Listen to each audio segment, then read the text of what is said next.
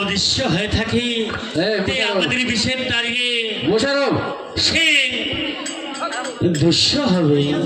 এখন আমরা বিচারি তীর মারবো, যদি কোনো মানবতর হয়ে থাকে আমাদের সাথে কথা বলবে, আর যদি তাও দৃশ্য থাকে ভরসায়